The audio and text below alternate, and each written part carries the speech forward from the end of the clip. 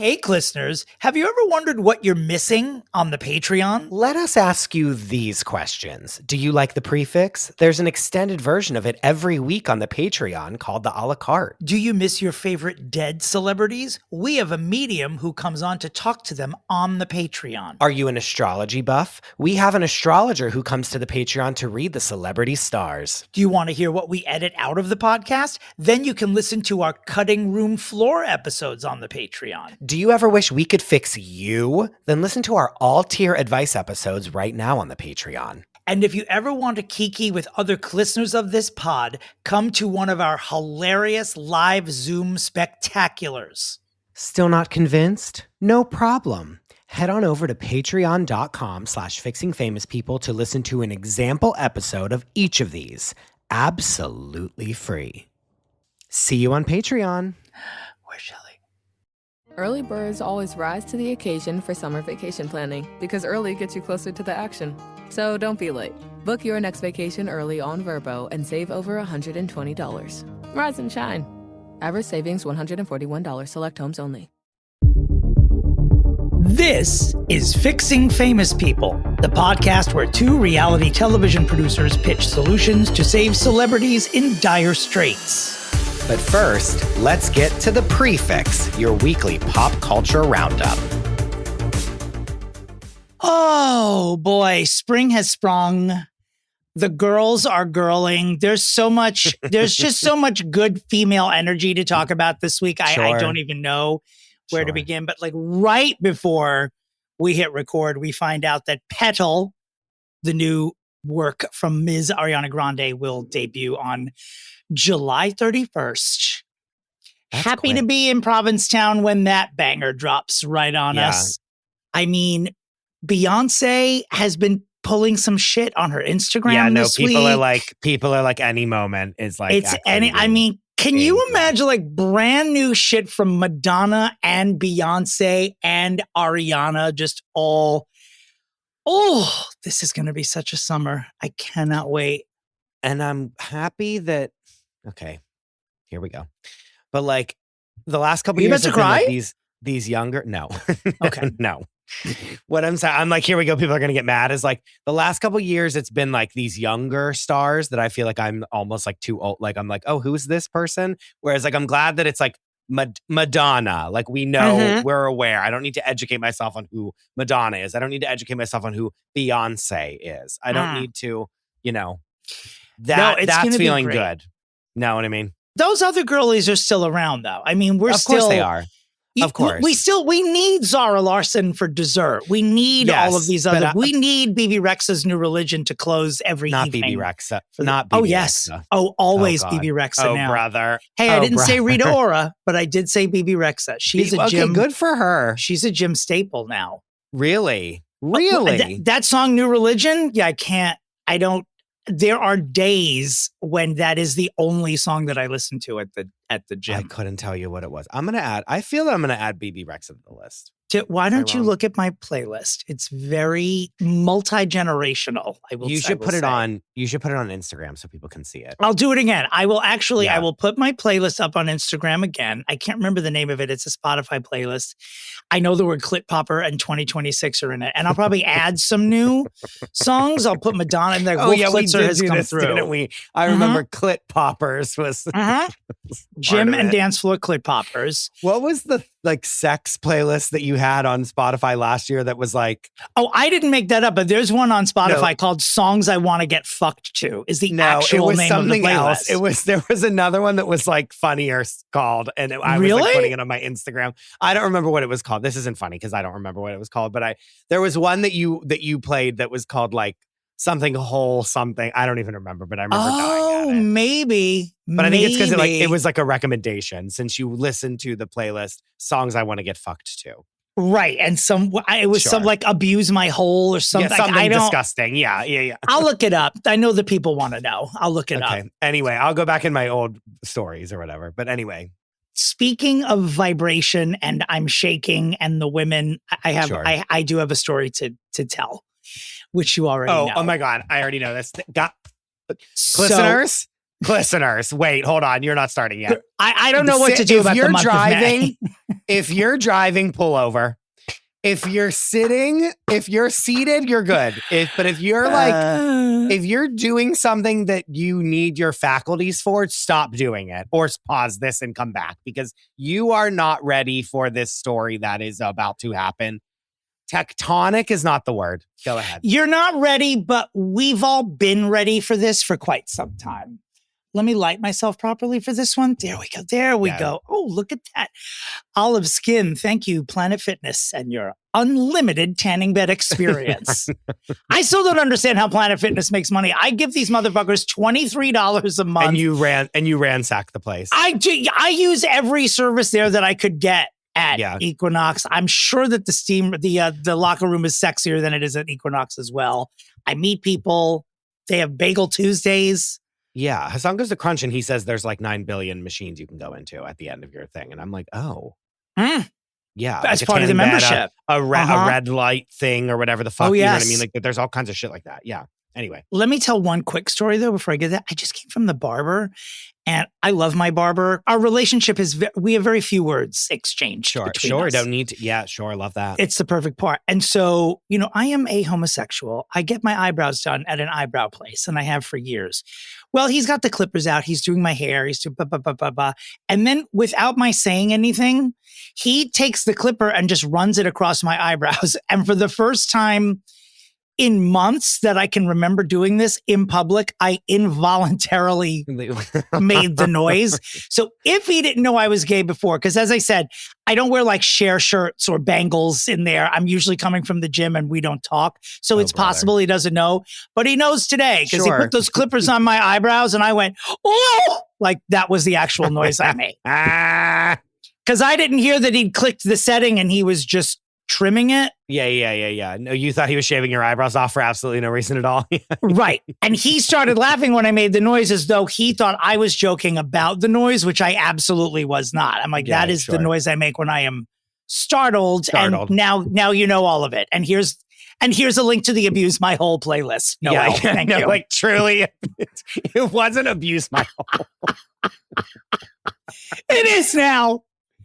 Okay, so our friend of the pod and a friend of mine for many years named Courtney works at a resort in Napa. And they were doing something called Streamfest, which they do there every year.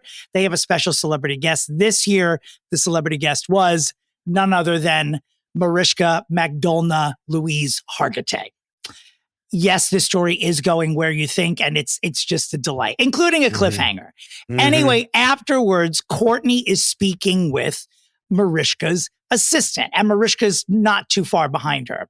And they're chatting about the event being a success. And Courtney says to Mariska's assistant, on Mariska's opening night at Every Brilliant Thing at the end of the month, you might see a short Italian queen passing out on stage. That's my friend Dominick. The person who's getting airlifted from the performance is my friend.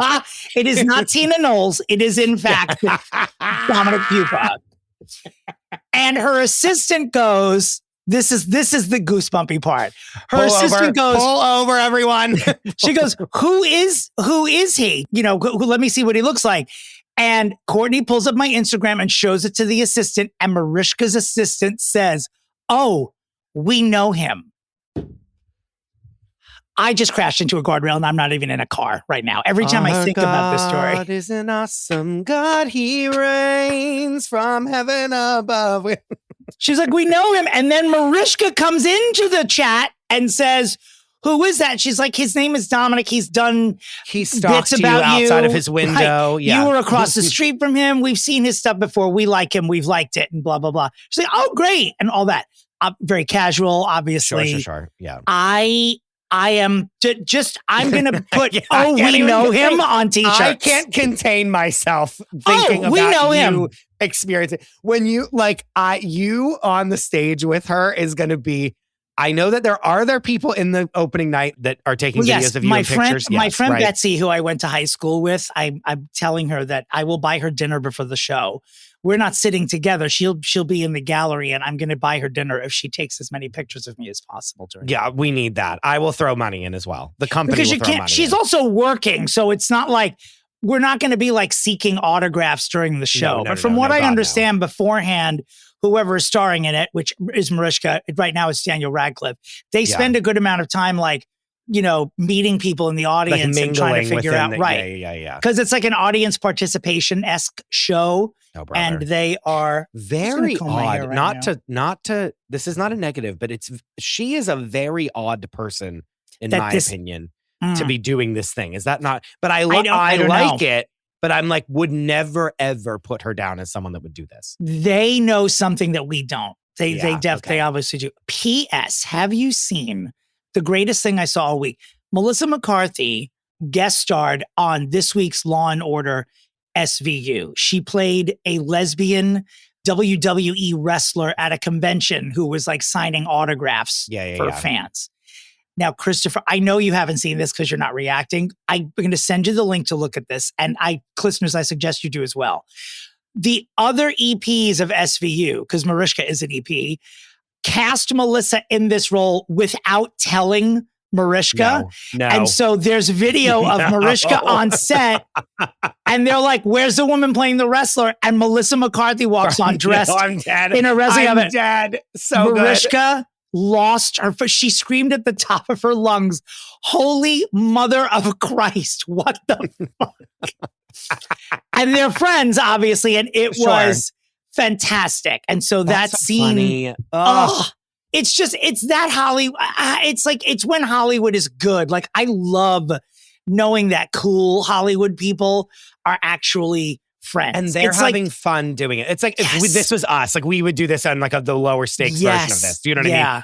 You're like, I'm in a regional production of On Golden Pond, and like, I don't know who my co-host is, like who the other role is, and it's me. You know what I mean? Great. Like, we would do that. And now they're doing it. So much fun. The clip is fun. And the scene is really fun too, because Melissa's openly flirting with her. Like, Mariska goes up to Melissa McCarthy and is like, "I'm looking for this guy. Have you seen him?" And she's like, "You know what I have seen? Pair of sexy baby browns on the woman talking to me right now." Like, that's the scene. No. Oh yeah. It is so fucking great. It was the best thing I've seen all week.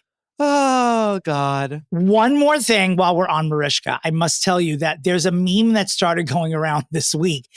There's some sort of screenshot from SVU season 2. And it's Chris Maloney and Mariska Hargitay. Have you seen this at their desks? And one of the binders on Olivia Benson's desk says in big bold letters, Epstein. Yeah. So people are now saying that Mariska's been working on the Epstein files for 28 years. Yeah. That's P.S. That's insane that's what it's, why would it say that? Why would it say that? Because the Lord wants I don't want us to be know a Olivia conspiracy Benson theorist, but like for that. real. But like, why would it say Epstein of anything? I don't know. I mean, it's not an uncommon name, but still is what I'm going to say to you. And 2, now really put your tinfoil hat. Signs. I was just about to get my Reynolds. Time to signs it up. Time to signs it up. Put that tinfoil hat on. That was Signs, right? When they were wearing the tinfoil hats. I think so. Yeah. Okay. I'm rewatching season 3 of Real Housewives of New York, a show that both you and I at different times have worked on for a podcast. And so I watched the whole season. And when I tell you they're at a fashion show, and I swear to God that Ghislaine Maxwell is with them at this fashion show. And I rewound it like 7 times, and you barely see her face, but like, I think it's her. Really? And like, it makes sense. It's not crazy that she would be in an Upper East Side, that she would be at like the Pamela Rowland fashion show in like 2010. Like, of course she was. Like, it's not that someone weird. Like that getting an extra part on a show is like, I mean, anyone could do it if they wanted to, really. But like, you're a I'm telling you, I'm going to go back and screenshot it and find it and like really put it on the internet. But like, I think she's literally on camera and not that she's talking or anything, but like you see her lean over to someone and be like, "Oh, hi." But it's like just the one side of her face and you can barely see it. But like, I think it's her. Anyway. Interesting. Christopher, I feel like it's worth noting that you are, right after we record, you're headed to, I don't know what state Kentucky is. What is the state motto? What is it, like the bluegrass state? Is that it? Sounds right. I think that actually is it. What is? Anyway, Christopher's going to the Kentucky Derby. Hold on, I want to find out. Hold on. It is the bluegrass state, Dominic. You were correct. It is. All right. It is the bluegrass state.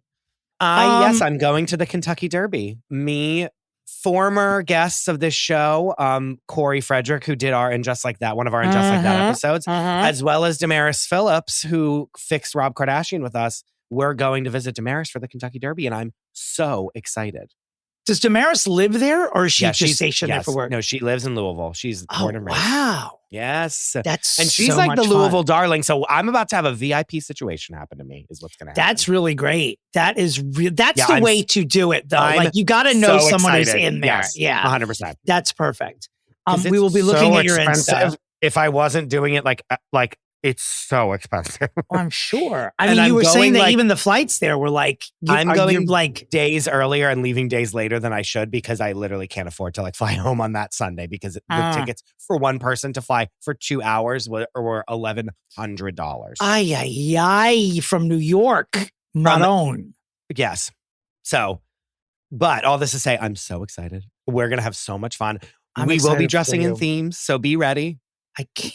This is like the most Chris DeRosa possible event, really. Yeah. The Kentucky Derby was like built for someone like you. I know, I can't wait. It's going to be because I would fun. wear, I would wear a black tank top and jeans every day and maybe swap out hats, but that's not this event. I couldn't attend it. No. I couldn't attend it. But yeah, a gamble. I love to gamble, as you know, so I'm going to be betting on the horses. Everything is so expensive. When we were talking about this yesterday, I was saying I'm going to Atlantic City on Memorial Day weekend because our friend Steven is a Cher impersonator and he's doing a thing for Cher's 80th birthday party down there. And we've gone before and I've been to Atlantic City a million times. It's always very cheap. It's Atlantic City. Yeah, it's very cheap. I forgot it was Memorial Day weekend and that the economy is like putting on shows right now. I won't even repeat how much some of like these absolute shit hotels are trying to charge me like $700 for one night. You told me and I like screamed bloody murder. Remember, I like went on a raid for you. I was like having a mental breakdown about it. I was like, that is unconscionable. I'm like, excuse me, there's police tape around your entire hotel. How dare you charge me more than like minimum wage? Who are you? $45 like is what you should be charging me. You should be lucky I'm going there. And again, I love to gamble. Love to gamble. That's all I'm saying. Love a slot machine. Little less glamorous than the Kentucky Derby, but sure. But to me, it's like this is the biggest thing that happens in Kentucky. So it's like, yeah, of course it's for sure. Of course, the flights are $1,100 to come home. You know what I mean? Like I get it, but Atlantic City, the nerve, even on Memorial Day, the nerve. Yeah, for real. Well, since we said her name and since we've been at this for 17 minutes without actually talking about any other entertainers, anything, but you and I, Cher will not be a conservator for son Elijah Blue's finances. The judge turned it down, said he's a big boy. I don't believe you. He can handle it. We're going to move on. No word from Cher yet. I don't know. I thought New Hampshire was a peaceful place. He went there to go on a crime spree. I still don't understand that.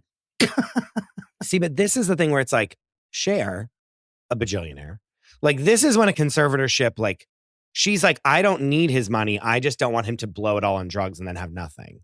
Right. This isn't This isn't a troubled star's one-legged gay father saying, oh, let me just run this because I want to get my highlights done. I'm just saying hypothetically. I'm not speaking about anyone specifically. The Summer House reunion will not air for another 4 weeks, but it did tape this week. And the roller coaster, good Lord. Andy goes on Instagram. He's like, it was 10 hours. I've done 100 of these. This was one of the most intense ones ever. Really, really plumping it up. And then the following day, audio leaks and all hell breaks loose at Bravo. Andy is furious. This is disgusting. It's a betrayal of everyone who was there. Blah, blah, blah. 24, maybe 48 hours go by. They've solved it. They know there were internet rumors that a cast member had leaked it, and they had leaked. There were 3 leaks, apparently. I've only heard the first one, but the leaks are sort of like the highlights of like how are Sierra West and Amanda going to be addressing each other. And you hear that. You hear them arguing. You hear Sierra saying what you would expect. I mean, it's nothing that was like a surprise, but they would have liked the anticipation. So as producers, we understand that it's like that's a nightmare. Like that's truly a nightmare, especially when you're 4 weeks out and you haven't even cut the fucking thing yet. Yes, it is 100%. I don't love it. As a producer, hate it. Like, don't leak stuff. Hate it. My thing is that, like, the reason this happened is because someone got to get a huge payout from TMZ. That's well, what we're going to find out. We're going to find out. There's more to come on this because Andy is saying that a friend of Bravo, like a fan, helped crack the case and figure out who it was. So we're being told that it was a person in production who was working on the production, which could truly be anyone from the control room to craft services. But the juicier moment, which has a lot of legs on the internet, is that the fan who helped break the case is Jennifer Lawrence, Oscar-winning actress. Do we know that for sure, or is that a rumor? We don't, but it started out as a silly rumor, and now it seems to keep, like, they're not, Andy has not said it's not Jennifer Lawrence. Like, they're sort of fanning the flames. I mean, I love it. I mean, that would be great, unless it's like, who cares if it's Linda from Detroit? Like, who cares about her? Literally. Yeah. Remember when she went on Watch Dobbins Live and she's like, my dream of my whole life is to have a drink with Luann, Bethany, and Scott Disick. And then remember, like, a curtain fell down and it was like Bethany, Luann, and then a cardboard cutout of Scott Disick at a table, remember? And then she came over and was like, I'm living my dream. Like, she is a Bravo super fan. Yeah. I mean, she is. So it sort of makes sense. Celebrities are, may I say. Can we just say that? Like, John Hamm watches all of Bravo. Because what these people Lisa do, Kudrow. Hello? What these people do as themselves, these are roles that these actors would want to play. I mean, like, they would love to lose their shit the way that these people are allowed to do on reality shows. Yeah. Can I tell you that while watching season 3 of Real Housewives of New York, it is so wild to see, like, Ramona being like the voice of reason between Jill and Bethany. It's the wild, like, you watch things and you're like, oh, this is what this was back then. It's like, if you haven't done a rewatch in a while, it's kind of worth it. I'm not going to lie to you, because to watch Ramona be the sane person in a room, and like Jill and Bethany, like, one wants to be with the other one doesn't want to be with the other, blah, blah, blah. And then for Ramona and Bethany, and for Bethany to turn and be like, Ramona, you really helped me through this, blah, blah, blah, blah, blah. Like, I feel to see unsafe the first time we see Jacques, the first time that we see Jacques is when Luann performs Money Can't Buy You Class for the first time, blew me away. That's all. Okay. Anyway, I feel unsafe when I watch those seasons of the show. It felt unsafe to work on them, to be honest with you. You should. Like, when I tell you the season before was the one I worked on, season 2, and when we're at Brass Monkey and Kelly and Bethany are fighting and they're truly squeezing me behind the front door of Brass Monkey, leaning against it so they can, like, have like a fake slap fight. We didn't have security on set. We barely had any staff on set then. It's such a different story now on those sets. Like, it's not. And even just the way they shoot it. I mean, we could talk about this forever. No one cares. But like, even the way that it's shot, it's like you see that they're just like finding a shot. It's not set up at all. It's like, so like it's not even covered well, because they're just like at some actual real party and they're just like squeezing little cameras in versus. It felt real. Right. Yeah. Very few people questioned whether, the polishing is a double-edged sword, because it does make people question the veracity of these shows. And they didn't back then, because I don't want to say they were sloppy, but it was run and gun. Like, we were doing, like, you were just following. What would happen. 100%. Yeah. Anyway, it didn't take 6 hours for people to get ready for an interview. No, truly. Yeah. All this to say, the Summer House thing, like, other than to get paid by TMZ, like, why leak this? Like, you're gonna just watch it at the reunion anyway. We'll find out. Like, it's a payday for someone, and everyone keeps being like, they leaked it so that they can have their story out. Blah blah. I'm like, no, their story will be out when it airs on the like. Well, I hope whoever it is got a lot of money, because they're not going to be able to get a TV job after this. They sure aren't. They sure are not. Speaking of Summer House, Hulu has announced that both Sierra from Summer House and one of our faves, Maura Higgins, from this past season of Traitors, will be on the upcoming, I'm gagging when I say this, 35th season of Dancing with the Stars. Yes. And I'll even take quotes off the word stars for these two, because we do know who they are, and they are actual stars. It gets me watching the first episode. It sure does. Why not? Just Maura alone. Yeah. So good for you. We're going to talk more about Hulu on the a la carte today. Hulu did what I think is a great They basically did an upfront, which no one Yeah. pays attention to network upfronts anymore. But Hulu did something called the Get Real House, where they announced a shitload of reality shows coming up this year. And I have to say, none of them sound like misses to me. I didn't really roll my eyes as a viewer. They're all things we'll check out. Like Well, a they lot of them didn't- are really good.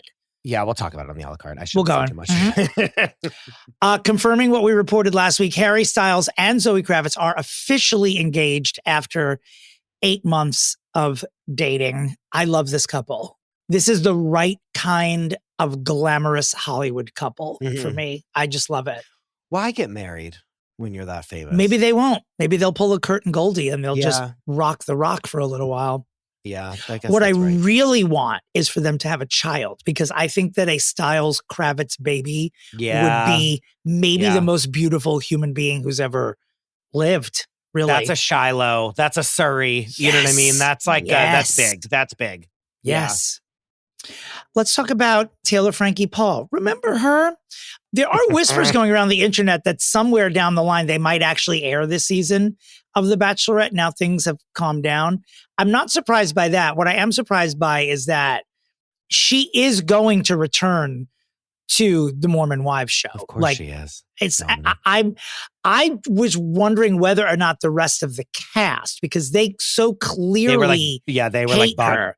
like, what are they doing? What do you do? You bond together? No. What do you do? Band No, together? they band together, Kill- sure. Kill me.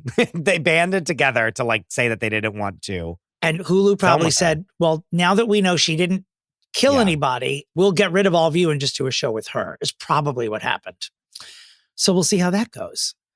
Drake has continued to promote his upcoming album, which I believe is called The Iceman Dummeth, if I'm not mistaken. So this piece of shit builds an igloo in the middle of, I guess, Toronto. The police had to flamethrow it away because the release date of his album was in the middle and fans were like chipping ice and injuring themselves, and it didn't melt. It was there for days. They were like, whatever. And all the Drake fans are trolling Kendrick's Instagram by putting blocks of ice as comments. Kendrick doesn't care. He doesn't care. He doesn't care, guys. No, he doesn't. He care. called him a pedophile at the Super Bowl. So like, Yeah, we're he good. he already won.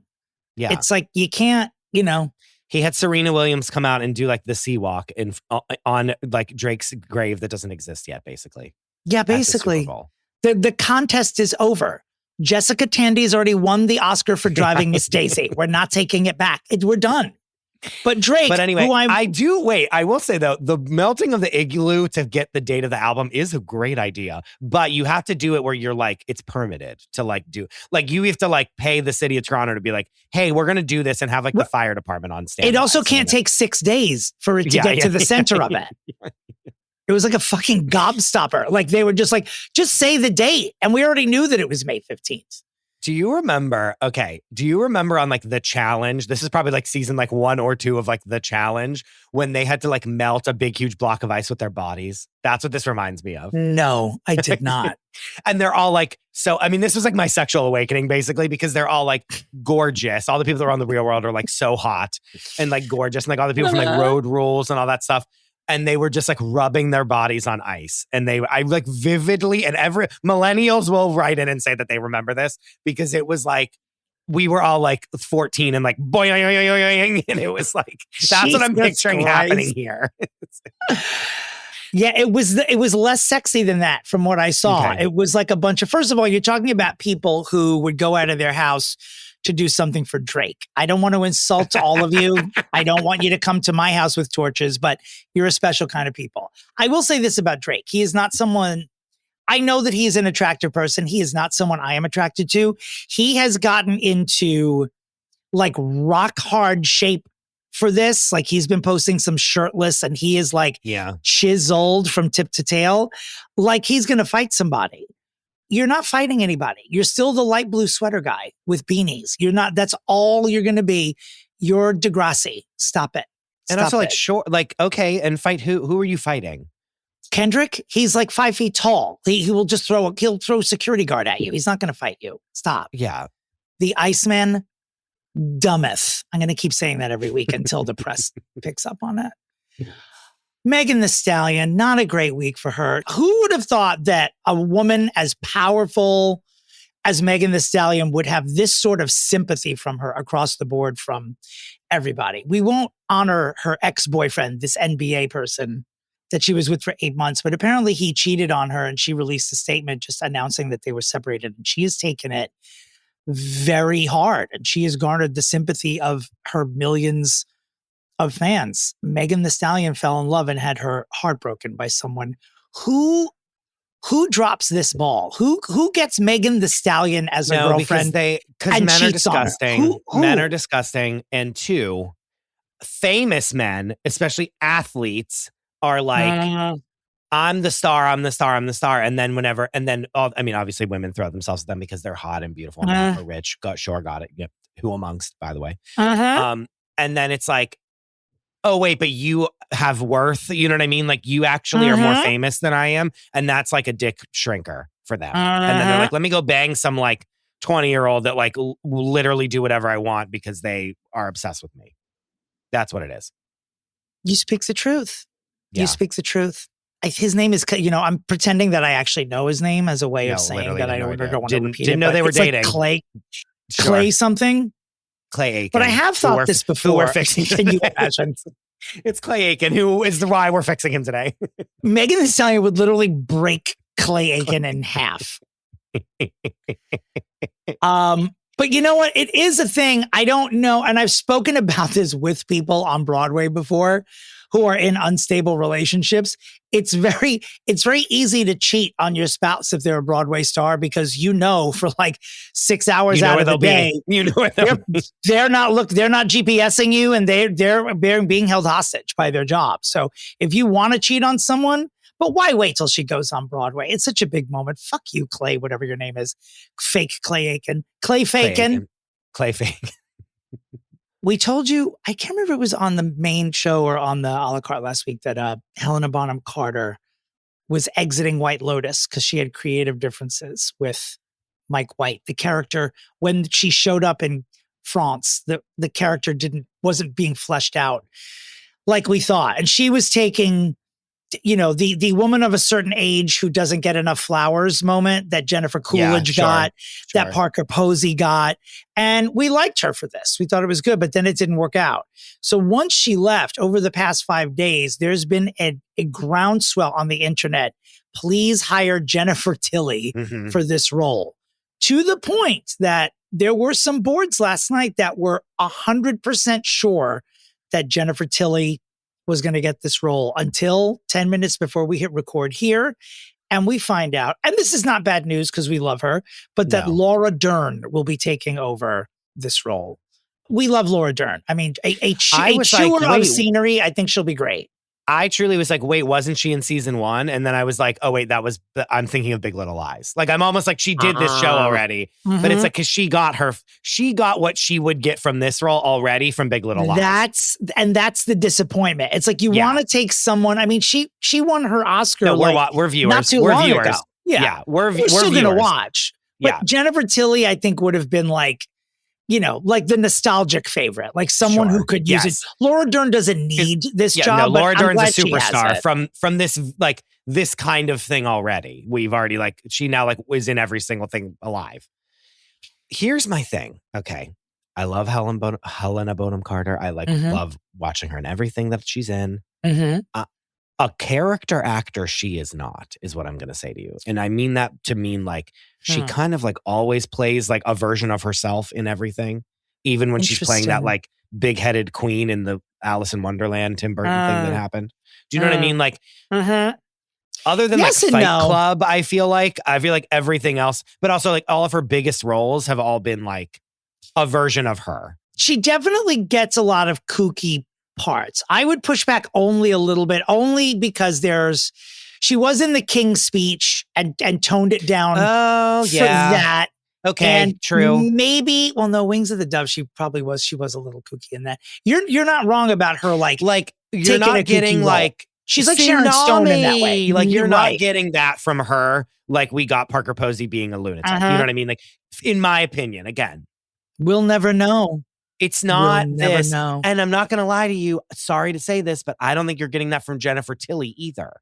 You're kind of just getting Jennifer Tilly. And like, you're not getting it from Well, what's her what you're name? trying to do is anger lesbians' delivery now, Yeah, because 100%. fans of 1 the billion. movie Bound Yes. will come Yeah. to your home while you're at the Kentucky Derby and probably char it. Like, it's probably Yeah. not going to be there when you get back. Not char it. But do you know what I mean? It's like, I almost feel like Jennifer Tilly. I want to see like Jennifer Tilly in The White Lotus, not her playing a character. I want to see her when she drops that $40,000 bag in on what's it called on Beverly Hills, and it shatters and she starts crying. The best thing. Have you seen this yet? Yeah, I have. Yeah. Where she goes, It's amazing. Oh, mommy, no, ow. And she's trying to put it back together was the best thing I've ever seen. What about the dress she wore? The dress of her face that she wore Of to her the face. reunion Incredible. is an iconic moment. But that's the thing. I want her playing herself. Like, whereas Laura Dern will play a character. I wonder if they're going to be shooting it with the Cannes Film Festival as a backdrop. I wonder if there will be celebrities cameoing as themselves in the movie. And like a celebrity playing themselves in The White Lotus is fun. Because I think that happens a lot in Devil Wears Prada too, which I will be seeing on Thursday, I might add. And Rich is opening this week, which we forgot to mention. So, because I'm flying out on Monday and not Sunday, I think that I have time to see it in Louisville, Kentucky. And I think you should. The chances of me getting a purse are higher there than here. What do you mean? Like the winning? purse popcorn bucket that I desperately want.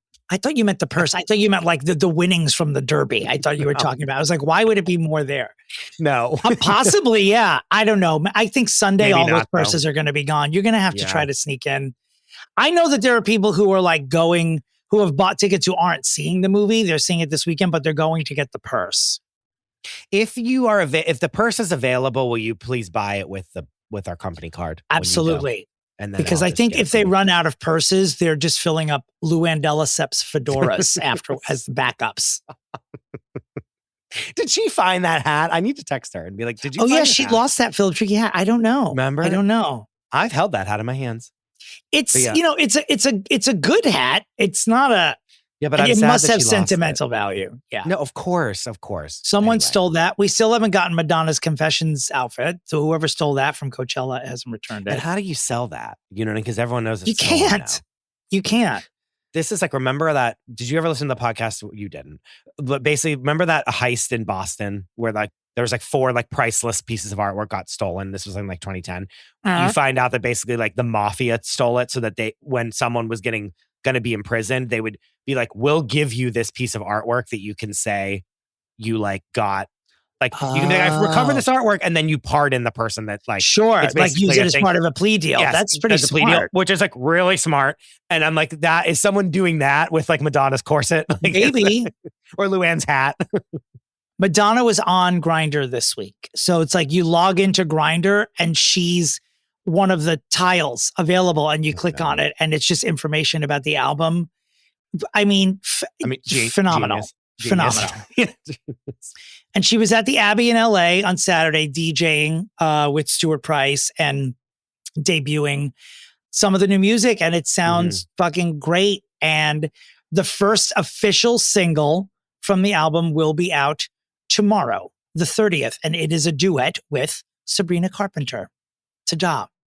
Fun. Some more Bravo news. The numbers for Real Housewives of Rhode Island are great. It's already up 11%. Love it. People are absolutely loving it. They're saying it feels like home. It just feels like a vintage season 1. We don't give a fuck. We'll say whatever we want because we don't know. Because we don't know what's on the other side of this. So we'll just say whatever we want. 100%. Love it. Love it. I've only watched the first half of episode 1. It's very Italian and it's fun to watch. Their accents are incredible. And in some cases unlistenable. And I'm sorry if that's offensive, but at certain moments I'm like, I need to pause this because I can't. Yeah. I do watch it with subtitles. Just wait till a couple episodes from now, one of them goes to the other one. She goes, "You're not hard," meaning like you're not like you're not a tough like guy. You're not tough. Like I'm gonna take you down. She goes, "You're not hard." She goes, "Don't do that to me right now. You're not hard." And I've been saying it around my house alone, like for the last 7 days. In other Housewives news, a legend has passed away. For early viewers of Real Housewives of Atlanta, Kim Zolciak's first boyfriend, sugar daddy, whatever, Big Papa himself, the legendary Big Papa. 68 years old, passed away. His family. Did you ever interact with released Big a Papa? statement. I never had the pleasure during the time I was in Atlanta, and he was already, when I worked on season 1 of Don't Be Tardy, we were marrying her to Croy. So Big Papa was gone. Was in the rear view. Yeah. I always remember she's like, Big Papa. And then it was like a car pulling up, and then like you never saw his face. No. Like, you never even saw him at all. Like it was just like a car pulling up, and then you knew he was there. And then that was I actually didn't know what he looked like until these obits aired a couple of days no, ago. me either. I Very never attractive. Like a very handsome man. Still a bravo. Do you watch The Valley? I do not. I don't. I do, but like to my why do I? But yes, I do. Well, there's a character on that show, or cast member named Michelle, who is apparently dating Dr. Dre, and people are gasping. Real. There's no way. Why?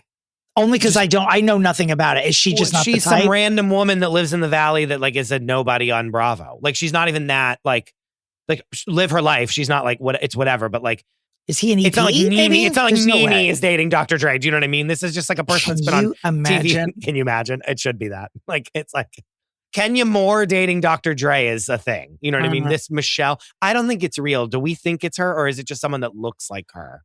I have absolutely no idea because I don't know anything about Michelle. It's very odd. It's very odd. I don't know. He's a billionaire, so he can truly date whoever he date whoever he wants. So why her is what I'm saying. You know what I mean? She's like, I mean, she's pretty and all, but like, good luck to you both. I don't know. So Russell Brand appears on Piers Morgan's show. I don't even know who to feel bad for in this situation. Oh my God, Dominic, the best thing of all time.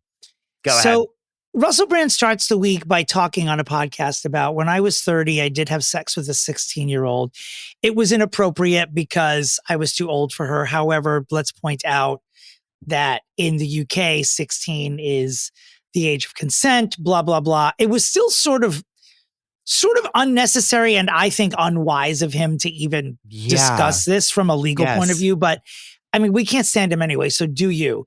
But then he goes on Piers Morgan. But just like, don't remind me that you're a pedophile. Do you know what I mean? Like, especially right now. Don't be like, because I want to say I don't think I even knew that it was anyone that young. I knew that he'd been accused of sexual assault. I don't think that I knew that there were minors involved. It's like, why would you put a siren on that? Like, what is wrong with you? Because he's an idiot. So he goes on Piers Morgan, and Piers is like, when you're in court, you have the Bible with him because Russell Brand is now a born-again Christian. And in what many are calling the greatest example of a born-again Christian in the world, and apologies if you are a legit born-again Christian, but ... Piers is like, what were the verses that you were looking at when you were in court? And in what has to be the most uncomfortable, solid 3 minutes caught on tape this year, he is thumbing through his Bible and cannot find the quotes, cannot quote it, cannot find anything. It's as though he's looking at this book for the very first time. Russell Brand has spent the entire week digging a grave for himself. I've never seen a PR blitz go worse than what he's doing. And Piers Morgan, a true menace to society, just 100% says nothing. He just stands there. And like, there's times that I'm like, I want Piers Morgan to literally be hit by a car. And then there's times that I'm like, Piers Morgan is like the only person that we have. Like, and I vacillate between those two things within minutes of each other. And it's sad and I'm mentally ill because of it. But he just sat there and let him page through the thing in complete silence. It's the smartest thing he's ever done. Over a minute. It was minutes. I mean, it took a very long time. The best reaction is no reaction. It's certainly the loudest reaction is no reaction. And you could see the look on Piers's face. He's like, I'm going viral again. Keep looking through that book. And this time, like the left will like this one. You know what I mean? Like he's like, here we go. Like liberal people. Stop it. He like didn't stop hitting the volley to that side for once. You know what I mean? And beautiful. It was a great, you saw Piers, the producer in that moment, and you had one scintilla of respect that he let the scene play out the way it was supposed to. And again, even if you listen, have I ever read the Bible? No. Do I know like 4 Bible quotes that I could just throw out there to be like, even though I walk through the valley of the shadow of death, I am not alone because you are with me, period. Is that not? They're actually Coolio lyrics as well, but do whatever you want. But do you know what I mean? It's like, Like there's like 7 of those that you could just like without thinking just say and save yourself from this. But instead and you hear those little, I always forget that like the Bible is like those like really thin pages. And so you hear the pages crinkling like so it's like crinkling with judgment. I was an altar boy for 9 years. I have read the book or had it screamed at me tip to tail 100 times. And the only thing I remember is that it's about a man in a dress being followed by 12 other men in dresses walking through the desert for 3 years. I thought it was about pride as a kid when I was reading it. It made the Bible, the New Testament made me a homosexual. That's what I know about it. But just like to not have one quote to throw out, like off the dome. Not a one. When it's your whole life, when God has turned your life around, you just can't remember what he said to do it. Okay, Russ. Okay, Rusty. You brought out a Bible. Like, you know what I mean? It's like he brings the Bible out, not one dog-eared page ready to go. The whole book is a prop. And for many people, that's all it is. I know for some of you listening, it is not. And you have my respect and my apologies, but you don't bring the book on television. And it's also like pages are dog-eared. There are Post-its sticking out of it. And he couldn't even then pull a quote. Throw this guy away. Throw him away. He's Buffalo Bill from Silence of the Lambs as far as I'm concerned. Truly. Yeah. Now, Buffalo Bill's ex-wife, one Catherine Louise Dum Dum Perry, who is now also the subject of several sexual assault allegations. The guy from the Teenage Dream video, of 15, 17 years ago, comes forward this week and says she pulled some shit on him as well, and that she pantsed him in front of everyone on the set, exposing his genitals to everybody, and that it was utterly humiliating. And he's categorizing that as a sexual assault. That and now at least I know what she had in common with Russell Brand. For years, we were like, how are these two together? Now we know they don't have respect for anyone else's bodies. No, they should get remarried. I feel the vibe. That's the vibration of like what Ruby Rose is saying. Of like, I'm going to like put my vagina in your face. You know what I mean? Like that's that pantsing someone. And while the cameras are filming them, P.S. not even like your friend or someone. It's like a hired model that you're hiring to employ to like be your love interest on the thing, who's not a celebrity. And that's what makes it worse, because it's the power imbalance. For her 100%. To do that to a nobody is like, she's going down. Yeah, it's over for her. I bet Justin Trudeau doesn't hang around much longer for this. Yeah, I don't think he is. He's going to be like, we left it at Coachella, girl. Like, we're good. He might be. He'd be like, look, I've done blackface before. I'm not perfect, but you can't be rubbing your hoo-ha on people and taking other people's dicks out. Like, this is a no for me, baby. Get the fuck out of here. Don't have heroes, guys. Don't have heroes. Honestly, I want Justin Trudeau. I want him to give a press conference which says, I draw the line at blackface. I couldn't take what she's done to people. That's what he needs to do. Yeah. Moving right along. I can't believe I'm going to say this. I'm saying this with equal amounts of pride and miff. Heated Rivalry has won a Peabody Award. I mean, I couldn't be more thrilled about it, but it's also like, never has 6 hours of television moved so many people. I mean, the Peabody Award, that's like the Peabody and the Pulitzer are like the prestigious ones you don't hear about. They're like, have your Emmys, Oscars, and Golden Globes. This is like for the serious people. We give it to serious projects. And Heated Rivalry is like a breakthrough, seeing gay athletes. When you think about it, it is something we haven't seen mainstream before. And it is like, continues to burn the world down. So congratulations to Heated Rivalry, the winner of a fucking Peabody Award. Good for you. Good for you, guys. Definitely, when you take out the scenes of them, like where there's like a transition of like time and then they're still like he's still getting his hole wrecked. Speaking of, what is it? Abuse My Hole. I love that playlist. Sure. Yeah. Like minus that, like it is a good story. Like once you like take out all the gratuitous sex, like it is a good story. I hated the ending personally, but it's not over yet. You never know. Yeah, but like I get it. You know what I mean? But like I do get the whole like, oh, it's so hard for these athletes to come out and then blah blah. Yeah, I get it. Yeah, you know what I mean. And that's So good for you. Did you see, speaking of, did you see that the two guys that won the lookalike contest for the both of them are still dating? Yes, I did. I'm obsessed with that. It's so stupid, but I love it. I mean, if they don't open up some sort of fan fiction OnlyFans, what is the Why point? not? What's the point? True. We're really trying to get everyone on OnlyFans, aren't we? Yeah. We really are. Michael B. Jordan and Austin Butler. It is confirmed that they will be starring in Miami Vice, the movie, Miami Vice 85. So it will take place in 1985. No one hotter than Michael B. Jordan right now. And period. I love that this is, I mean, we'll probably see him in a project or two that he's already shot. I love that this is the first project announced after the very cerebral and harrowing Sinners. I love this. I love it. I do also like that. I feel that Austin Butler will get like he needs something like this. And I feel that it is like good. Mm-hmm. He'll get rehabilitated a little bit from having Elvis disease. Like I also think being around Michael B. Jordan is something that any celebrity would want right now. Yeah. So sure, like the goodwill surrounding that guy is pretty mammoth. Michael Jackson movie, 200 million worldwide this weekend, 100 million in the US alone, the highest grossing premiere of a biopic ever. People are dancing in the aisles on the stage. The Rotten Tomato score is not that high, but nobody gives a shit. And Michael Jackson himself, the artist, in 1 week added 5 million subscribers to his Spotify account. Dear God. So people are meeting Michael Jackson and hearing this music for the first time.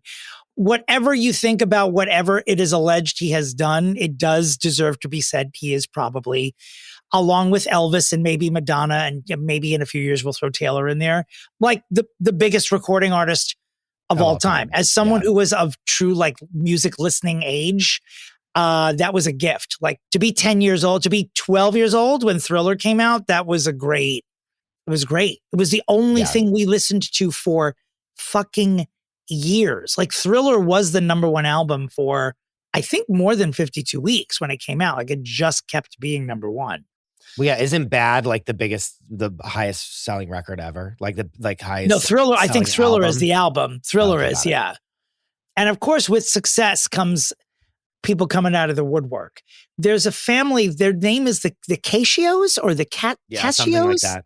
Anyway, these are a bunch of siblings who have appeared all through the years on multiple talk shows, Oprah Louise included, talking about how they were like Michael's second family and they were his staunchest defenders until the day he died and beyond. Until now, this family is suing Michael Jackson's estate, claiming that they were brainwashed to defend him from abuse allegations. I've said this before. Sometimes when I say believe all victims, I am saying it. I am believing them, but I have one eyebrow raised. Yeah, of course. And I think that that's fair in this case where it's like, it's not just coming years after he died, but it's coming when I don't know. But like, even like you could God have forgive jumped on, me if I'm wrong. Yeah. Yeah. But you could have jumped on the Finding Neverland or what is it? Leaving Neverland train. And you didn't. Know what I mean? Like that's the other thing is like, I know exactly what you're saying. And it's like, you actually had another window when he's already dead. Like support another person or two people coming forward with their stories. And you could actually like add more gusto to that. And you didn't. And that's, you didn't say anything actually. Yeah. It's, did you see that Paris Jackson was like, this movie's terrible. Like she was like, this movie's full of lies. Like, I don't know what you guys are all doing, but like, it's not what on earth. She's this is a fantasy and like, goodbye. I'm like going to live my life now. She didn't go. Janet didn't go. But who's the oldest son? Prince. He's been appearing on several talk shows dressed, in his usual, he wears like a black outfit with a red armband to honor his dad. Yeah. And like he got choked up when he was watching it. He's like, it's like getting to spend time with, it was actually very sweet of him saying, he's like watching my cousin Jafar play. My dad, it was like, I didn't have my dad for very long and watching this movie and he was getting choked up. He's like, it's like he's back because it's very sweet. Like sure. Sad. This is still like his dad. Sad. Sure. Yeah. That's like really sad. Let's go to Broadway for a moment. Right before we came here, we got a note from Dr. Rabbi Rebecca Louise Bregman via Deadline that Trading Spaces, a movie that was released years before Christopher was born, that starred Eddie Murphy and Dan Aykroyd, Trading Places, rather, not Trading Spaces. That is That was not like the TLC show. That was the TLC show where they had to do the houses. Right. Trading Places is going to be a Broadway musical, and they're workshopping it now. It is where like a very rich white banker swaps places with an African American. I'm going to use that word, that term deliberately, who is either criminal or homeless, and they swap places. Now, the movie is from like somewhere between 82 and 84, and it has been looked back on controversially because of 1983. how racist it comes, how racist the premise is. So I'm sure they're making adjustments to that, just like they did for, you know, a lot of the misogynistic attacks when they made Tootsie into a Broadway musical. But we'll see how it goes. I mean, I remember seeing it a billion times as a kid and laughing my ass off when Eddie Murphy was the biggest movie star in the world. This was one of his, of course, the rings in his Thanos glove. I mean, it was a hit movie. Jamie Lee Curtis was in it. Jamie Lee Curtis, I'm seeing it right now. Played a sex worker and exposed her bosom her very ample bosom in an iconic scene. She like did a good way to hide them for a while, but like I'm seeing this old picture of them and she body be banging. That might have been the first time I said, "Oh," in public when I was a kid and we went to see the movie and she took her shirt off and they just bounced on down. They were tig old bits. I'm serious. It was sort of shocking. She was like, "That's the girl from Halloween. Put your shirt on." And while we're on Broadway, in an interview with Andy Cohen, while they were promoting Prada 2, Meryl Streep mentioned something that made my clit pop off and roll down the street, and I haven't seen it yet. She said that she and Martin Short have been talking about doing a Broadway show together. What would we even do? What would we even do? I wouldn't even care if they just sat there silently on stage and looked at each other. She hasn't been on Broadway in a long time. She's only been on Broadway, I think, 5 or 6 times. They weren't like major productions. Like Meryl Streep did Broadway as an actress for sure, not as like I'm taking over Hello Dolly. That's not Meryl on Broadway. No. So I don't know what it would be. What could it be? But when I say to you this, I say it not as a joke. These two in a revival of On Golden Pond. I literally was going to say they would do On Golden Pond. Would be the best fucking thing anyone's ever seen in the world. We would scale the building to get in. You know what I mean? Like we would, They're the exact right age. Oh God, please. It has to be. It has to be, right? I hope so. I hope Martin Short's okay. Remember his daughter passed away. Yeah. She unalived herself last month and we haven't obviously heard from him. So I was a little shocked when Meryl brought up anything about him, but I just hope he's okay. Almost every night when I go to bed, I am looking at something that is Jiminy Glick related. I think it's the greatest. Oh, sure. I thought you said you were praying for him. I was like, no.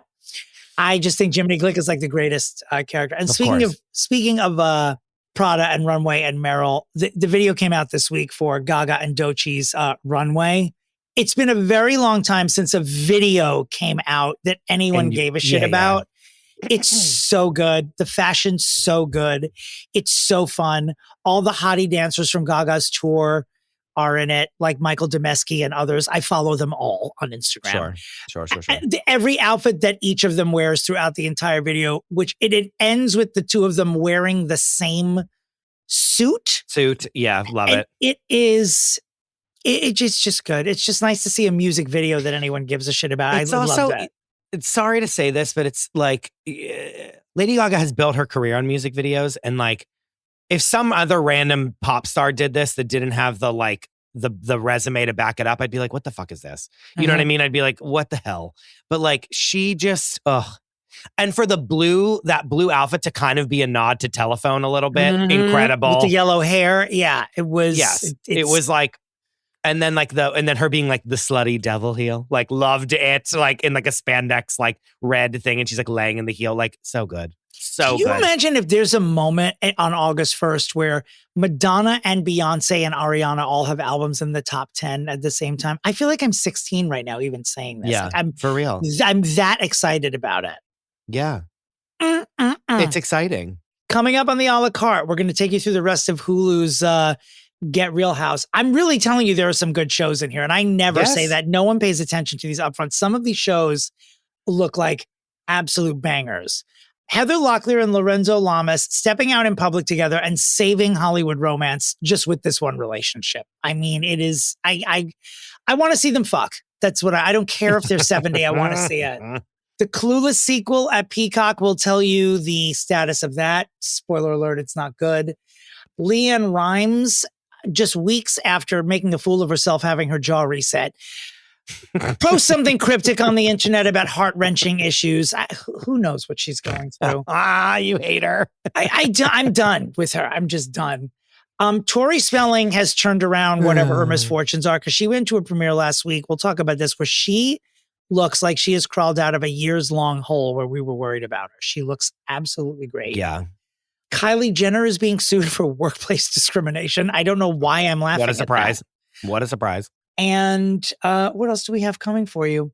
That's it. We don't really need to talk about Melania wanting Jimmy Kimmel fired for a joke that he put on television 3 days before your husband's assassination. She's an idiot. So why are you here? Why are you here?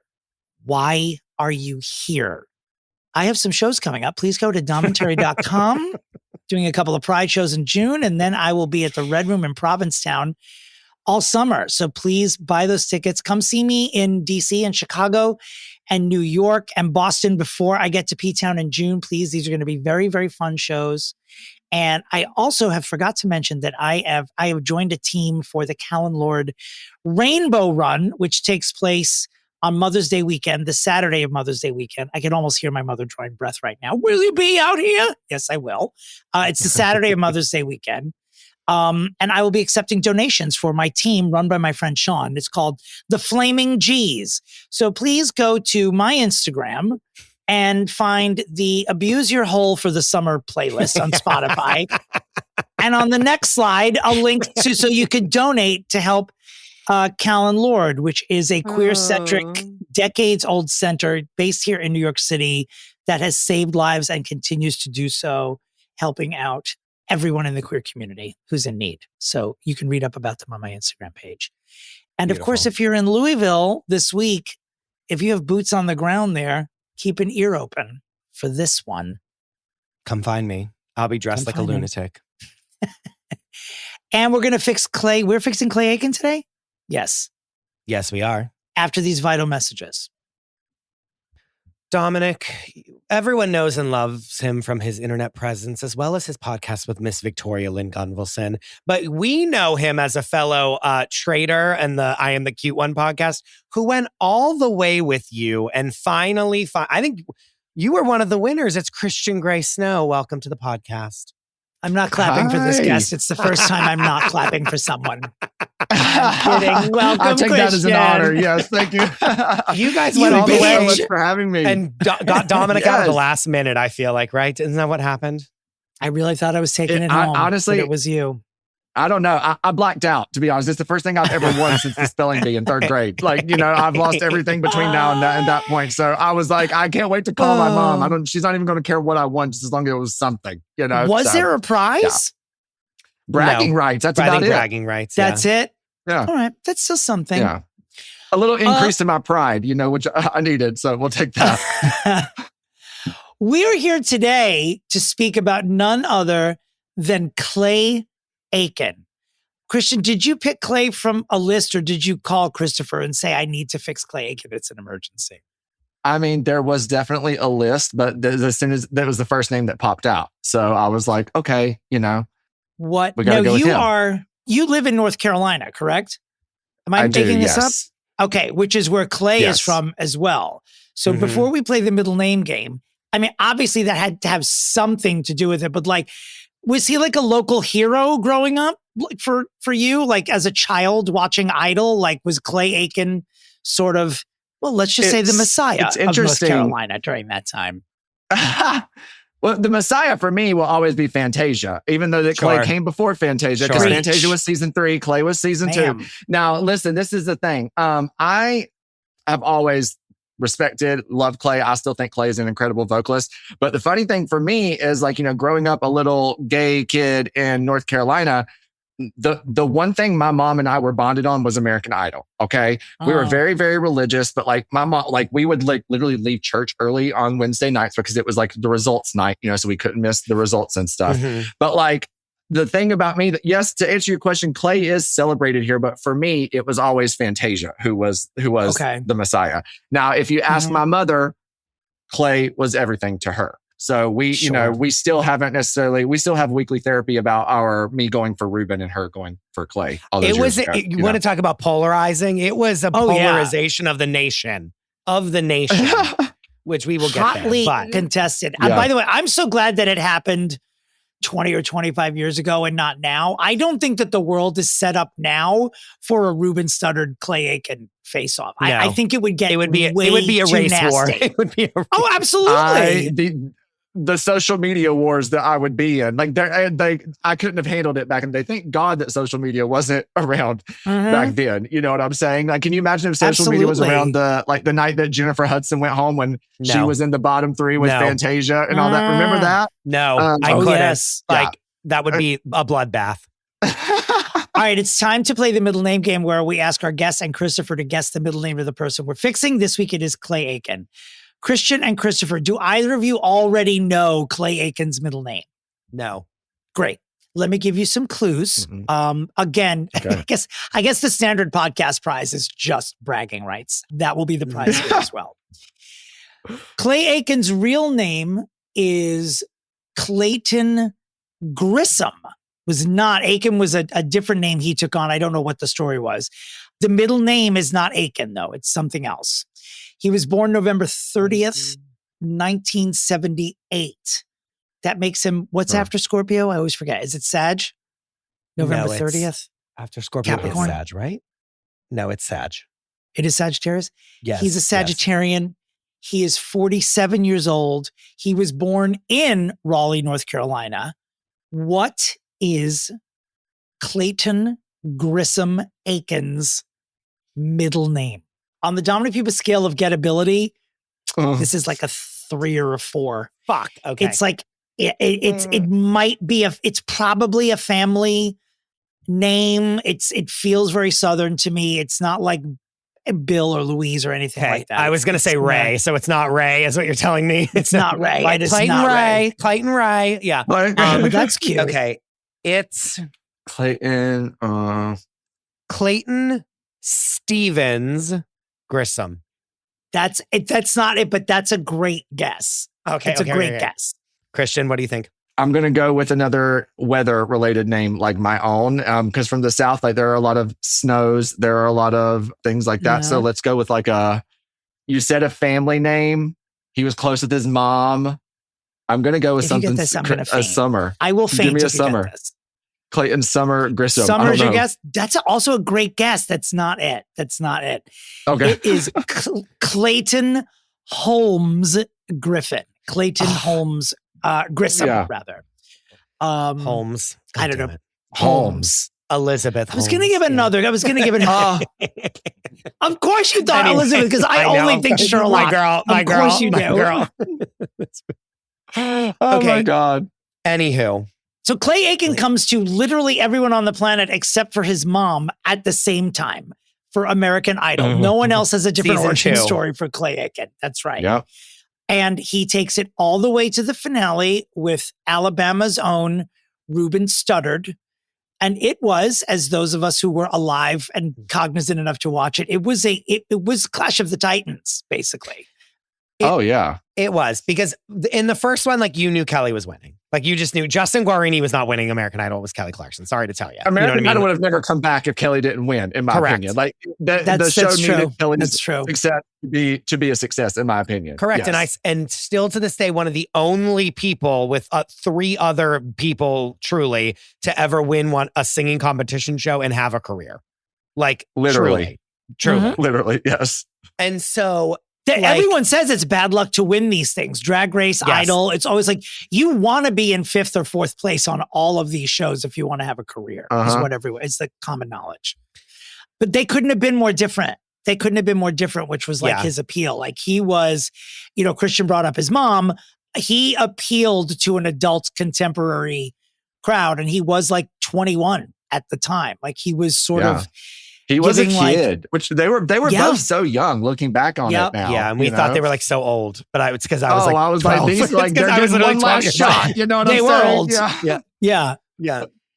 He was sort of a mix of like Barry Manilow and Harry Connick moment. Like that's what he was giving. Because he was like more of a crooner than a singer, and Ruben Studdard was just straight up soul and R&B. Like he was great. He's got, did they call him the Velvet Teddy Bear? Am I making that up, or was that his actual nickname? They called him the Velvet Teddy Bear. Yeah, I'm pretty sure that's exactly what it was. I don't remember that as much.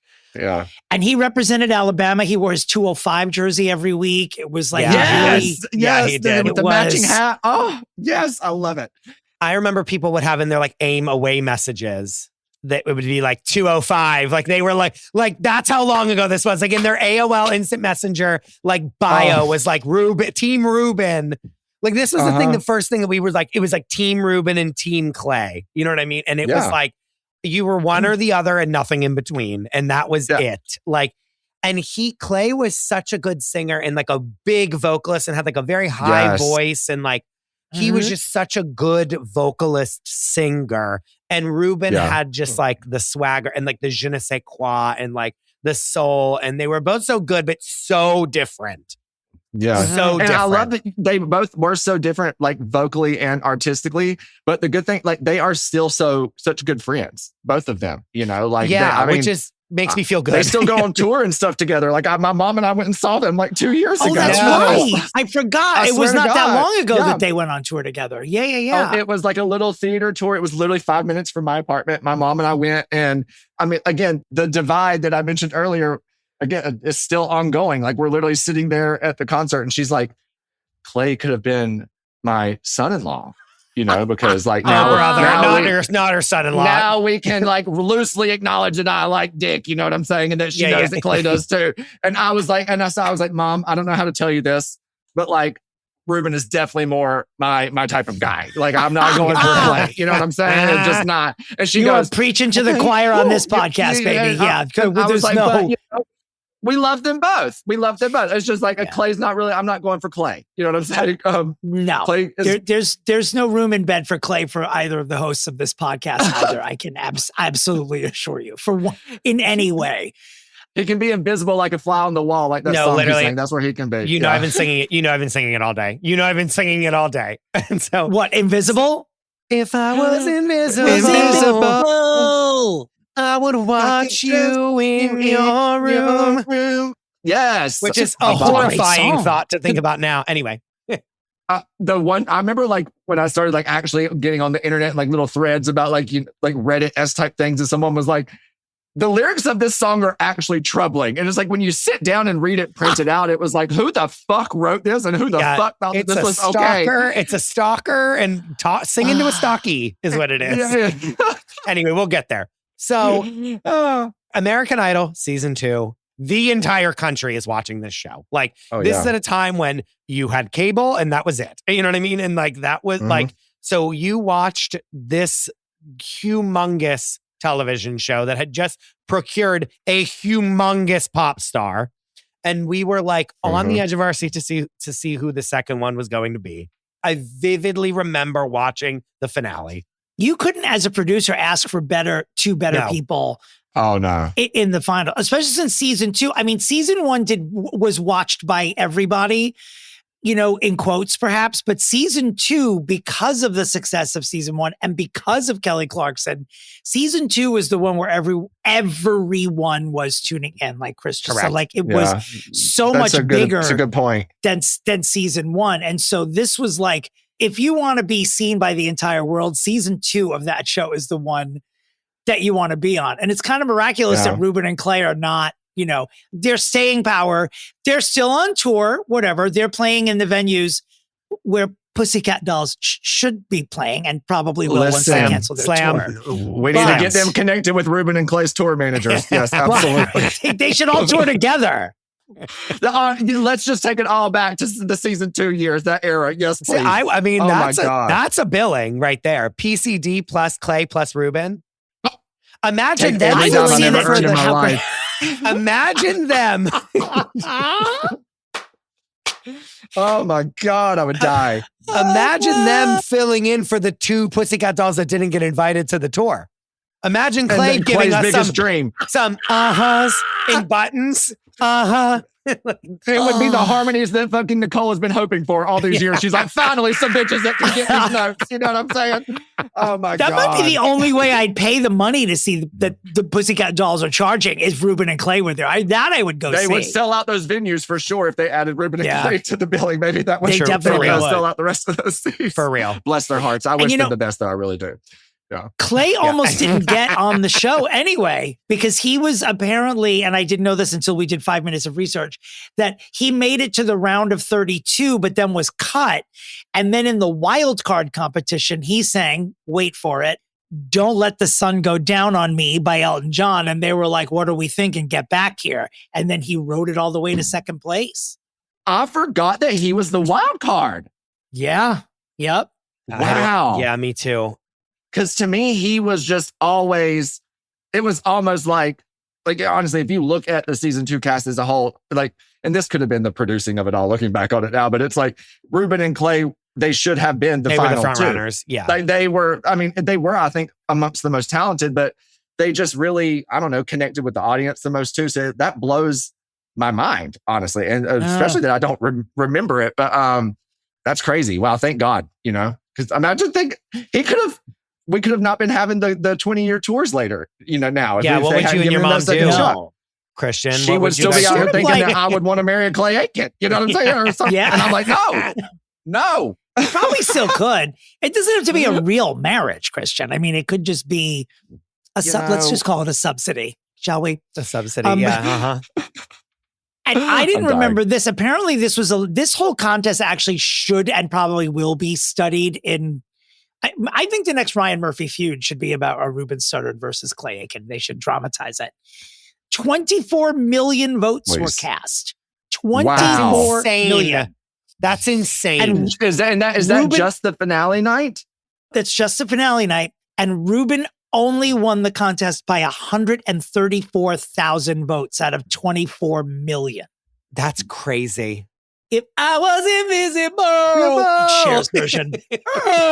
Wait, and can I tell you, if I were Clay, don't ever fucking tell me that statistic, because I will lose. I would rather lose by 23.5 million votes. Yeah, no, truly. Not have one vote to your name. Not have America shit all over me than to get that close and be like, sorry, you barely. He already made it. He got brought back after the wild card, and then you missed winning the whole fucking competition by 130,000 votes. Like, that would drive me crazy. Especially since how many of those votes were like, I'm not voting for some queer. I mean, he wasn't out at the time, but there were people who were like, no, this is not my American Idol. Absolutely not. Well, I will say though, Christian, I'm sorry to do this, but like some people were probably like, no, he's just Southern. Do you know what I mean? Like, right. Like my mother. Genteel. Yes. Right. My mom was like, you're Claire, you're the same. Yeah, you're so the same. She had me fucking singing his songs during the commercial breaks, Yeah. I was like, oh, Lord Jesus. It's so funny. But he does not win American Idol. Correct. He does. Ruben wins, and his song, the only song I know of his, which is called I'm Sorry for 2004, which was a banger. And then he basically just goes into nothing. Like, right, Ruben just disappears into he is a Kelly Clarkson, he is not. And Clay does the smart thing, which is become a reality star. And has his career, yes, he has his song Invisible, which we said is already basically about someone stalking another person. Because the lyrics of it were, if I were invisible, I would watch you in your room, which is literally a fly on the wall. Which is scary. He literally says a fly on the wall. I was like, so what you want them to not know that you're there watching them in their room. Alone. But you put a cute little jingle behind it, and me at 9 years old out here shaking my tits to it. Awesome. You know what I mean? It's and this crazy. was he was watching a woman, LOL, in the music video. Guys. Girl, you could have just told her you were there. She wouldn't have cared. Yeah, she would have been. She actually isn't threatened at all. Oh, gosh. It was around that time, though, that Clay was one of the first celebrities to get internet caught in a chat room. Do you remember this? I don't know if I was going to ask you because I knew you would probably remember. Oh, I remember this vividly. What happened that got that he came out? Because it wasn't like Lance Bass People Trigger Magazine warning, cover. I know that much. Adult talk. Yeah. No, he was jerking off on camera with somebody and someone. No. Before we had protections in place, they took pictures, and Clay and his ginger dick were photographed and put on the internet. Yes. I bet you could still look them up if you're into that sort of thing. I'm Absolutely gonna. Christian, maybe you will. What? Maybe you will be more into him. Maybe your mother will be happy after all. I bet if your mom sees it, she's going to be like, "I'm glad you didn't marry him." That's what she's absolutely going to say. I get it. Yes, I was like, yeah. Oh my God. And so he was a person. It was in the Perez era as well. Like when things were like, you did not want this to happen, and I don't remember how he eventually had to confront all this, but I think he just played it cool for a long time and didn't say anything. I mean, obviously, we know how that story ended. He's gay. Everybody. I think he did have like a coming out moment. Wasn't there a magazine cover or something at some point? Probably. Yeah. He may have. It's like, and Christmas is on the 25th of December every year. We were like, okay, yeah. Everyone was like, and moving on with their lives. Sure. He did, as Christian said, he did come out in a September 2008 interview with People. He'd had a son in August of that year. And in September, I remember this. He did an interview with People magazine, which said that when he had come out, that he lost 50% of his fan base at the time. Yeah. I mean, it makes sense. It makes sense, though. Can I tell, as a gay guy in the South, it makes sense. But it also doesn't, because I'm like, there are the people like my mother, who was my Sunday school teacher, who would have been never known that Clay was gay, right? But it doesn't necessarily.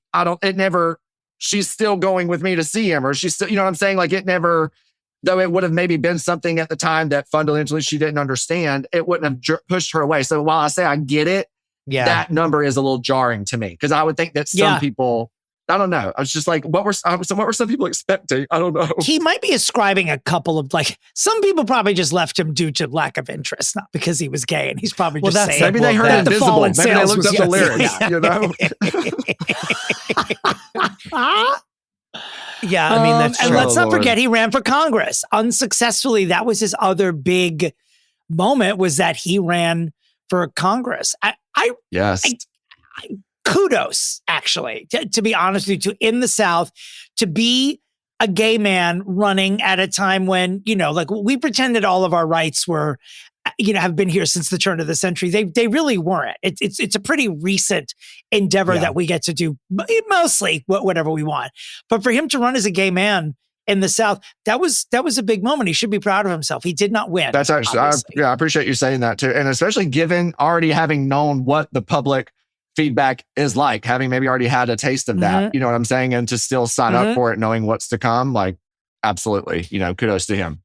The other thing I remember watching him in is he was on The Celebrity Apprentice when it was like the bit, like the good years, like it was in, I was in college, and it was like really in the good years of The Celebrity Apprentice. Like, it was like Victoria Gotti was on it, whenever Kenya was on it, whenever Lisa Rinna was on it, whenever like Teresa was on it, when like LaToya Jackson was on it. Like so good. The good seasons of The Celebrity Apprentice in like 2012. I'm pretty sure he won the season that he was in. Really? Let me see. Let's look it up. He was the runner-up to Arsenio Hall. Oh my God. That's who he was. I remember this now. He went all the way again and was second. What year was that? Arsenio won, 2012. 2012. Wow. Damn. Let's also not forget, which I did until this very moment, that he appeared as Kenneth's cousin in an episode of 30 Rock. Yeah. How could we have forgotten? How could we have forgotten? Obviously a tour de force. And he was also on Broadway in Spamalot for a time. I remember that pretty vividly when he joined the cast. Yes. Wait, I have to throw a fun fact in here too. Clay and I did go to the same college. Why are you waiting this long to tell us this? Because I was waiting for a right time to tell it. We never, But we're not at the same time. Obviously not at the same time. Then I would have been the one watching him jerk off on Manhunt or whatever. We would have probably matched because we were nearby. Or Adam for Adam was what I was on back in the day. I would have been looking for him on that. Who wasn't? Oh my God. Is that still a website? I want to There's ask no Clay, way. They cannot be. I think it is actually. I don't know. I don't know how people are still dealing with all that. Available. Whatever. That's a lot to deal with, but I do feel like he's been a little quiet recently. He's been quiet. He definitely doesn't try to sing anymore. I don't feel like. I mean, he does these tours like because it's like nostalgic, but he's not like putting out new music, right? Like he's not. He did a holiday album 2 years ago. He does little things. He doesn't do anything. Yeah, big. So like, I'm fascinated by like finances in like entertainment and like what like someone like that can bring in for a tour. So say like this was the tour that I saw him and Ruben at. It was probably like a 1,500 seat venue. I think they did like 20, 25 shows, like realistically, like what does someone make off of that? I don't know. And is this something, are they doing this every year? I don't know. Yeah, I don't know. Oh, he ran for Congress twice. I didn't know that. He ran again in 2022 and did worse than he'd done the last time. He was the Democratic nominee in 2014, but he did not win the primary in 2022. Yeah, no. Interesting. I mean, he's really sort of like a jack of all trades. He's really done quite a bit of things. Quite a few things, rather. You know what? Okay, I was Googling him, and you know what I forgot? Remember when he sang Bridge Over Troubled Water in American Idol? That was like a moment where we were like, oh, this person's a superstar. Do you know what I mean? Like that was his final performance. We were. Yeah. Yep. If I'm not mistaken, that was the biggest selling single of that year was him singing Bridge Over Troubled Water. I mean, I know that sounds impossible. I could be wrong. Chills to listen to it. Honestly, it is it's very good. Yeah. My dad still watches The Voice like religiously, and he's always like, the people on this show are so talented. Like, he's like, it's so like, and they really are. Like, and he's always just like, these people have these voices that are just like crazy, like out of control. And I would give anything to be able to sing. I know. I would love to be able to sing. I want to do singing lessons. I think I want to just do it and just be a better singer than I already am. I don't think that lessons would even help my ass. Because you can sing, though. But you can sing a little bit. I don't know what Christian sounds like. I can carry a tune, but I'm not a good, I don't think I'm like specifically that good of a singer, and I'm not like trained. Like, I don't know how to breathe correct. I know that I am breathing wrong. I know that I could and I don't have a falsetto anymore at all. Sure, I can carry a tune, but if I could learn how to do the technical parts of it better, I think I could be way better. Well, why don't I hook the two of you up with my dear friend, 17-time Oscar nominee Diane Warren? She could probably get you a little breath control, a little, just to get you started on a career. And just like Clay, she knows what it's like to come runner up. Yeah, absolutely. We did it. Christian, we did a Patreon episode where we went through every single one of the times she was nominated for an Oscar and talk about what song won over hers and why it was better. It was like the greatest hour of our gay lives going through that whole history. Kicking somebody when they're down. That's incredible. I'm sorry. She can and she won't. She can and she won't. And if I were her at this point, I'd be like, you don't even have the rights to nominate my ass. Don't even consider my work. She needs it so bad. She's desperate for it. She's desperate. Needs it so badly. Bless her heart. Christopher, are we here? Have we pulled up to the arena? I think we're here. Christian has to go soon, so I want to be mindful of time. So I think we're here. And also, there's really not much else to say about Clay Aiken. I mean, we've gone from showing on camera to Congress. That really is the trajectory. Period. Yeah. First, he was invisible. Then we saw his dick. Then he did the natural career progression, which is run for office, really. Go to politics. Yeah. That's it. I'm dead. Okay. Clay, Manhunt, Stevens, Elizabeth Holmes, Aiken. Elizabeth Holmes, Aiken. Clay, Theranos, Aiken. Theranos. Yeah. Normally, what I'm going to say is I want him to write a memoir. He should write a memoir, P.S. Should just do it. But that's not my pitch at all. I want him to, do a greatest hits album or do whatever, do a resurgence of your career. No, don't want any of that. I want Clay Aiken to be on the next season of Traitors. Oh, yes. And yes. I want him to just be there. And all of the people that are on Traitors will be like, oh my fucking God, I love you I loved you on American Idol, and like gush over him and be like, oh my God, I loved you. I was Team Ruben. Don't hate me, blah, blah, blah. And like, that's getting us back in the mind frame of then going onto YouTube and watching Bridge Over Troubled Water and remembering why, like all the normal things, like him being on The Masked Singer, kill me. I'd rather kill me is what you know what I mean? If he's on Traitors, yes, that's fun. And they can all make fun of him and laugh with him, and he can talk about being on American Idol and like being like, and that shows a career igniter. True, like 100%. Step off from that now, like, and so. Yes. And like, he can be like, the reason you are all here is in part because of me. And then I'll be like, you're right.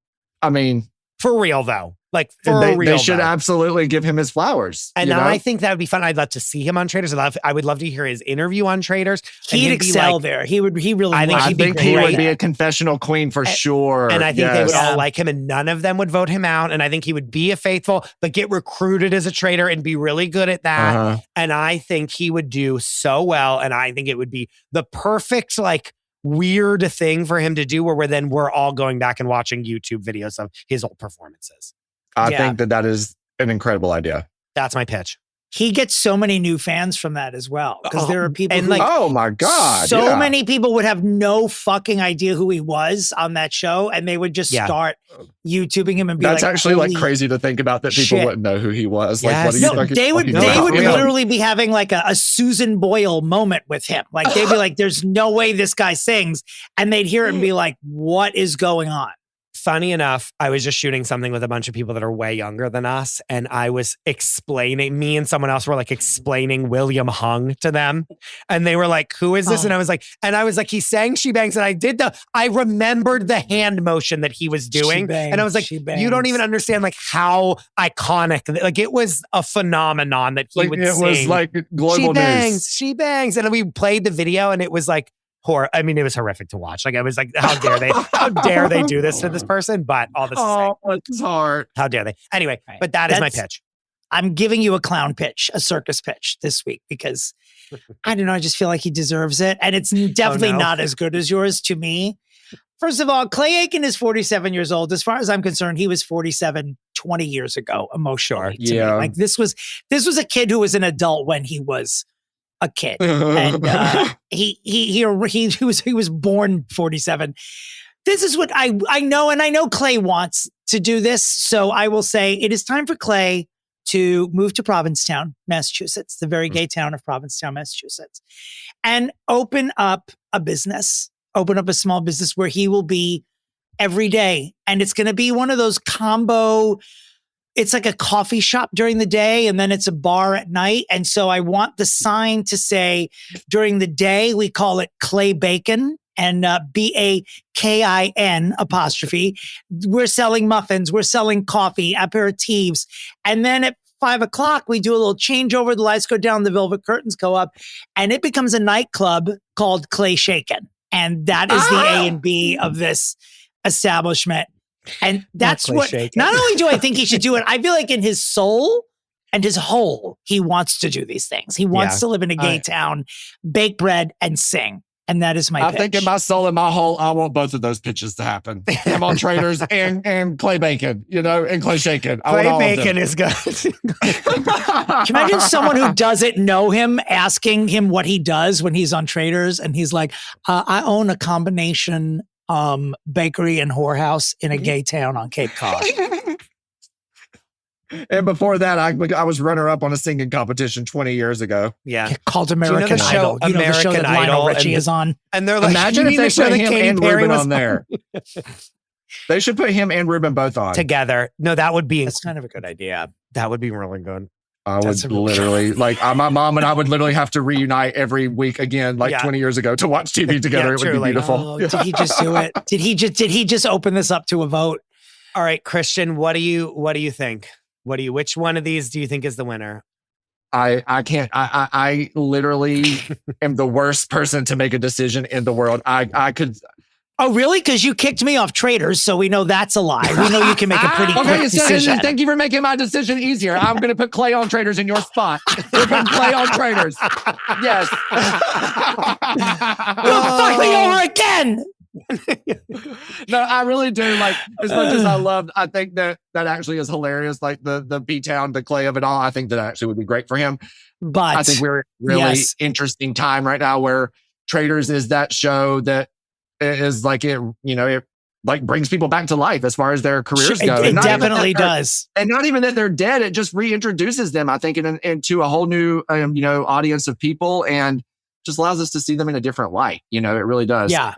No, if I'm you, I'm picking Chris this week as well, to be honest with you. Cool. There's no, that's like a perfect, it's perfect. Who does Brielle have to blow to get Clay on Traders? Legitimately. Who's legitimately.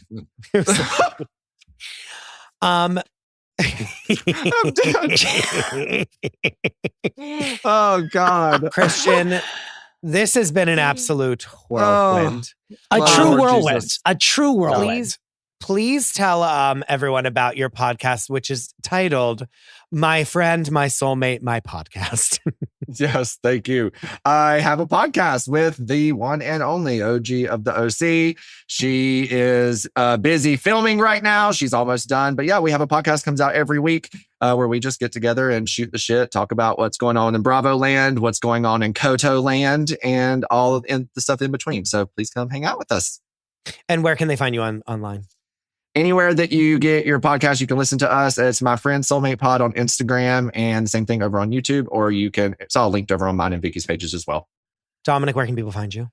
On the website, dominterry.com. My Instagram is at Dominick Pupa. My YouTube is also at Dominick Pupa. Please go to all of them for links to my live shows coming up. I have a bunch of Pride shows coming up in the Northeast, and I will have a little residency at the Red Room in Provincetown in July. So if you're there, please come see me. Tickets are everywhere that I just mentioned. Christopher, where can the listeners of our podcast find you on the World Wide Web?